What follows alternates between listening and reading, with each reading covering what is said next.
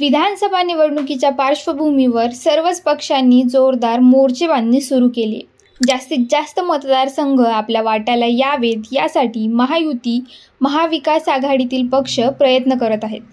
यामुळेच पुणे शहरातील अनेक मतदारसंघात देखील अशीच लगबग सुरू असल्याचं चित्र आहे. विधानसभा निवडणुकीसाठी पुणे शहराचा विचार केला तर महायुतीला काहीसे प्रतिकूल वातावरण असल्याचे चित्र आहे. नुकत्याच समोर आलेल्या काही सर्व्हेमध्ये राष्ट्रवादी काँग्रेस, शरद पवार आणि शिवसेना उभाठा पक्षाला परिस्थिती अनुकूल असल्याचं दिसत आहे.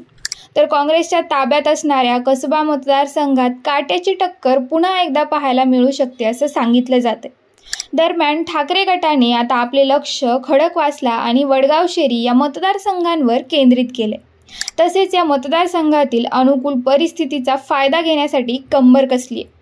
या दोन मतदारसंघातही सेना नेते वडगाव-शेरी या मतदारसंघावर भर देत असल्याचं गेल्या काही दिवसातील घडामोडींवरून दिसत आहे. यामुळेच वडगाव-शेरी मतदारसंघ सेनेच्या वाट्याला जाईल असं बोललं जातंय.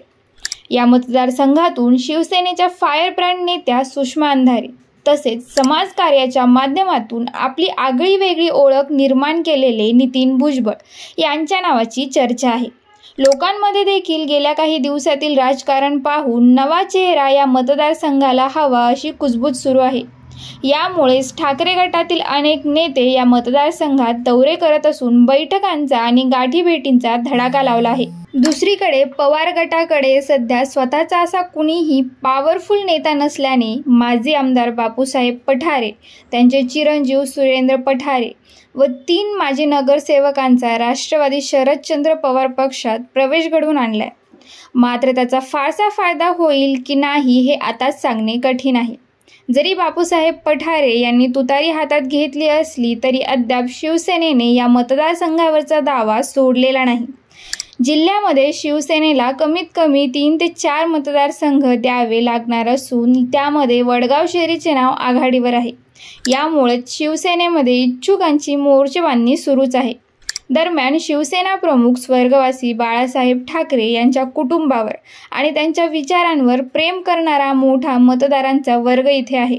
सोबतच आदित्य शिरोडकर, सचिन आहिर, आदित्य ठाकरे, सुषमा अंधारे यांच्यासह पक्षातील अनेक दिग्गज नेते मंडळी या मतदारसंघात वारंवार दौरे करत असल्याने हा मतदारसंघ ठाकरे गटाला सुटणार असे मानले जात आहे. शेवटी आता हा मतदारसंघ राष्ट्रवादीच्या वाट्याला जातो की सेनेच्या वाट्याला जातो आणि या मतदारसंघाला नवा फ्रेश चेहरा असलेला आमदार मिळणार का हे येत्या काही दिवसात स्पष्ट होईल.